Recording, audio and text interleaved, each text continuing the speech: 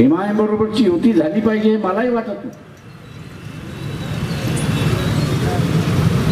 पण युट्यूबवरचा असताना तुम्ही चित्र बघणार आहात की नाही?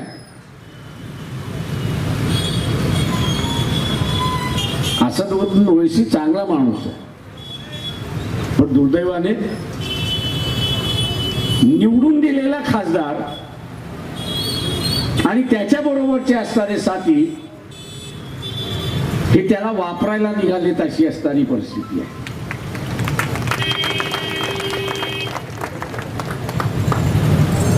वापरायला निघालेले आहे. MLC ची औरंगाबादची निवडणूक झाली.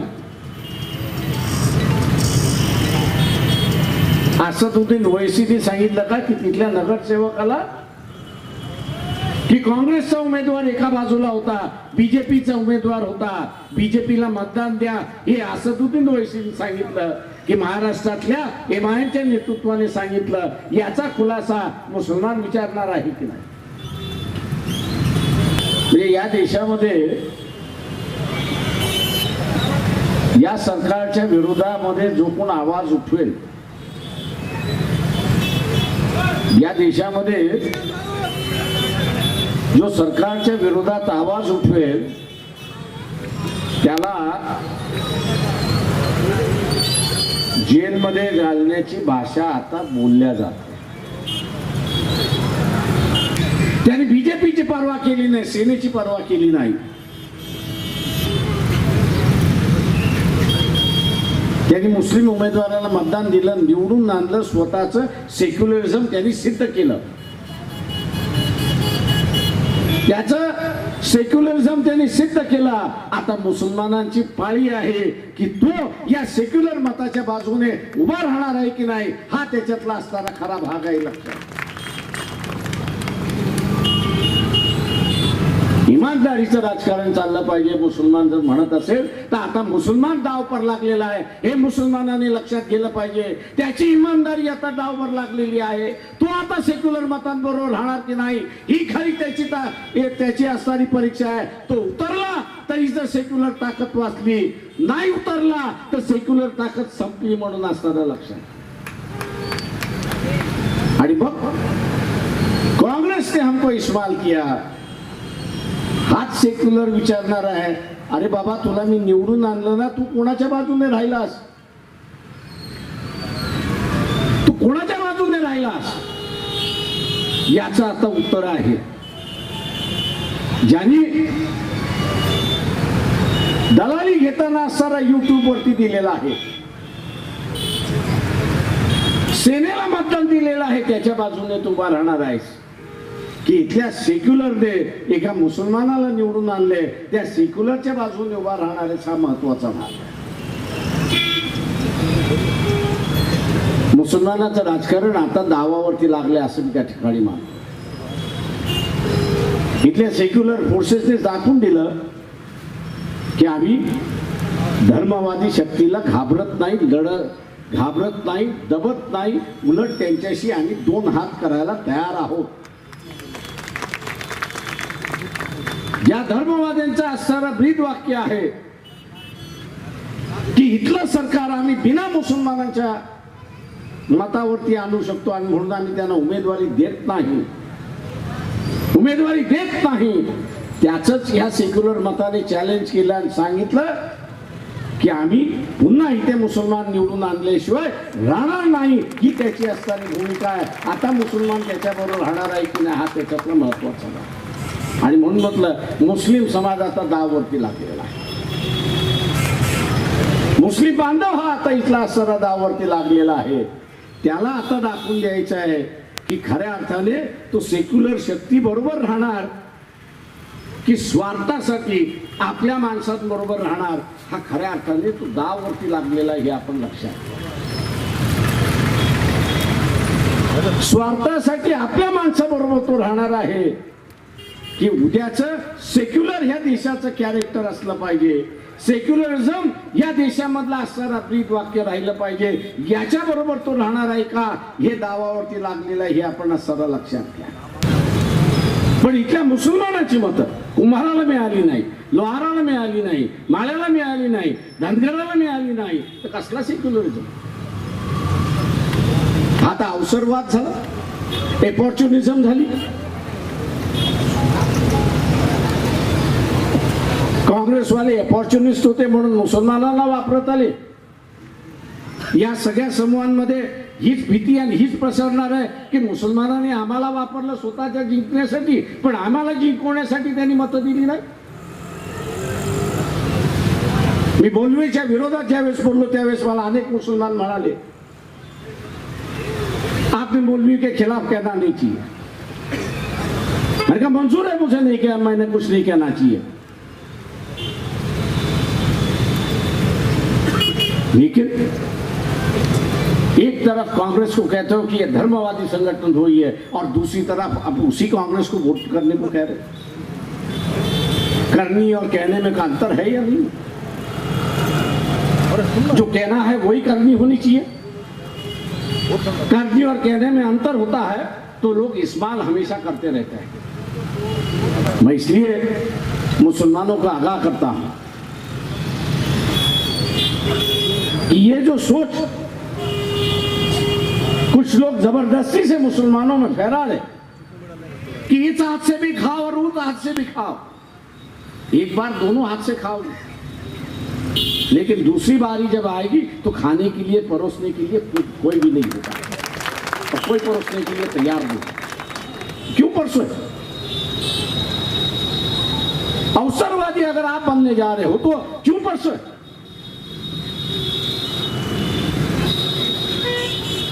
सामूहिक जिंदगी एक रिश्ता बना और मैं मुसलमानों से यह कहूंगा कि एक रिश्ता बनने जा रहा है.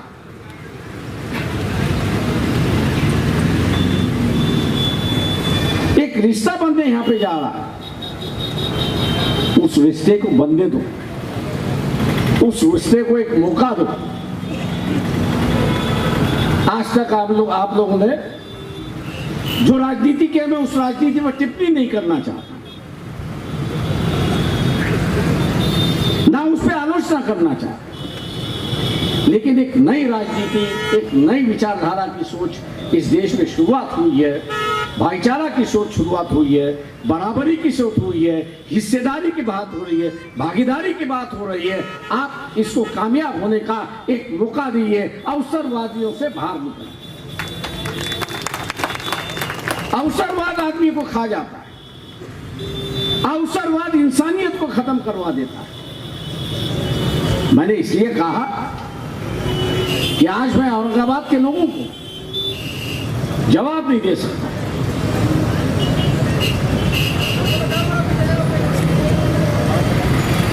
पूरी ताकत के साथ अपने ही भाइयों से उन्होंने लड़ाई की, परिवार के अंदर लड़ाई. क्या करने जा रहे? एक मुसलमानों को जिताने जा रहे, लेकिन उससे अपने घर की परवाह नहीं की. उससे विचारधारा स्वीकार दी और कहा कि इस देश को बचाना है, समाज को बचाना है, तो भाईचारा ही सबसे बड़ी बात है और भाईचारा ही इस देश की बुनियाद होनी चाहिए. चाहे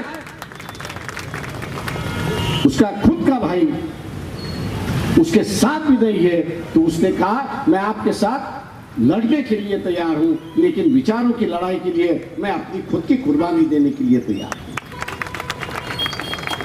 मैं यही मुसलमानों से आग्रह कर रहा हूं कि जिस चीज के लिए आप लड़ रहे थे, उम्मीद कर रहे थे, भागीदारी की बात, इज्जत की बात, हिस्सेदारी की बात, वंचित बहुजन अघाड़ी ने इसकी शुरुआत. ऐसा न हो कि शुरुआत हुई और वहीं खत्म हो. चलने के लिए यहां सेकुलर विचार का जो हिंदू है वो सामने आया, उसने औरंगाबाद के इलेक्शन में दिखा दिया और मैंने उसी के कहा कि उसने अपने भाई के साथ लड़ाई की. अपने परिवार के साथ लड़ाई की और एक मुस्लिम उम्मीदवार को जिताया, जो कांग्रेस कभी कर नहीं पाई, जो राष्ट्रवादी कभी कर नहीं पाई। ताली एक हाथ से नहीं बनती और ना बजती, दूसरा हाथ ताली बजाने के लिए जरूरत है। क्या मुसलमान ये दूसरी ताली बजाने के लिए तैयार है या नहीं है, ये मेरे ख्याल से वक्त इसका जवाब देगा और हिसाब देगा।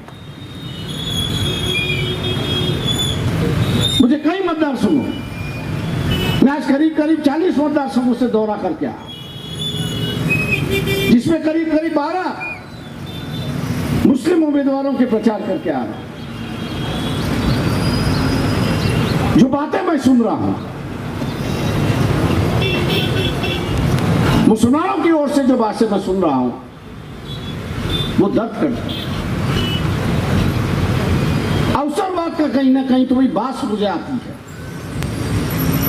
और इसलिए मैंने कहा अवसरवाद एक बार कामयाब होता है और हो भी जाएगा, उसमें कोई सोचने वाली बात नहीं है।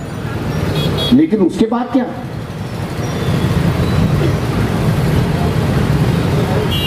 मैं किसी अखबार वालों, उर्दू अखबार वालों के साथ बैठा था, बातचीत चली, तो अखबार वालों ने मुझसे कहा कि मुसलमान कभी आगे का सोचता नहीं है, वो आज का ही सोचता, कल का वो कभी सोचता ही नहीं।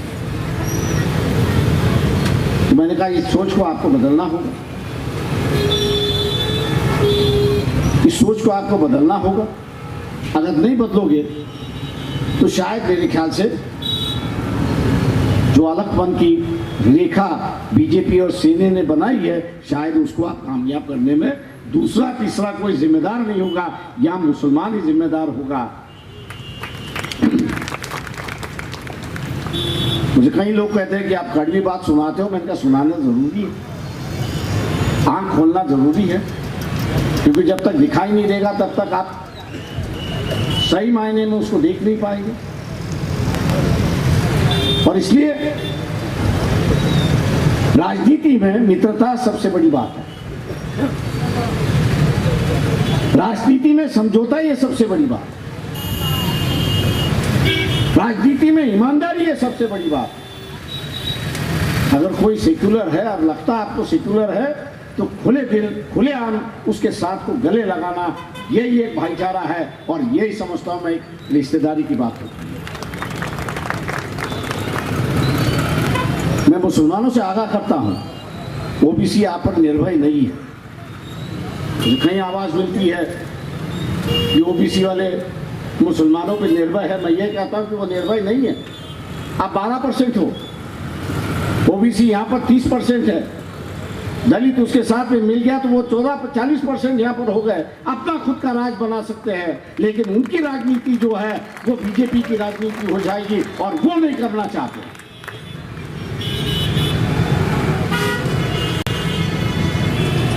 मैंने जैसे कहा कि मैंने उलमा को डांटा था, मस्जिदों का इस्तेमाल मत करिए। इस तांडेर शहर में कितने मस्जिदें होंगे, उसके हिसाब से कितने मंदिर होंगे। अगर मंदिर की घंटा बनाई और कहा कि नहीं, आज घंटा ने ये कहा है कि ये फलाना उम्मीदवार चलना है, एक साथ तो सब चले जाएंगे। यहां धार्मिकता बढ़ाने में, धार्मिक संगठनों की ताकत बढ़ाने में अगर कोई जिम्मेदार होगा तो मुसलमान ही जिम्मेदार होगा, इसका याद रखना है। मैं वोट जरूर मांगने आया हूं, लेकिन आगाह भी करने आया हूं, इसका भी ध्यान रखें। राजनीति और सत्ता की राजनीति करनी होती तो शायद मैं 40 साल पहले ही यहां पर मंत्री होता।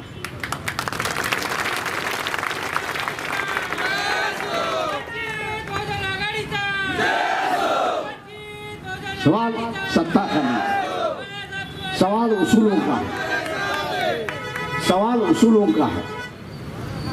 उसूल अगर कामयाब है तो समाज कामयाब है, अगर उसूल नहीं है तो समाज कामयाब नहीं है। ये उसूलों की लड़ाई चल रही है, और उसूल ये है कि सेक्युलरिज्म, भाईचारा और इंसानियत इस देश की बुनियाद बननी चाहिए। 40 साल के प्रयास के बाद आज ओबीसी कहीं जाग चुका है और वो अपने अधिकार के लड़ने के लिए तैयार है। उस लड़ाई में वो मुसलमानों को शामिल करना चाहता है, वो मुसलमानों को शामिल करना चाह रहा है। फैसला मुसलमानों को करना है कि वो इस लड़ाई में शामिल होना चाह रहा है या नहीं चाह रहा है।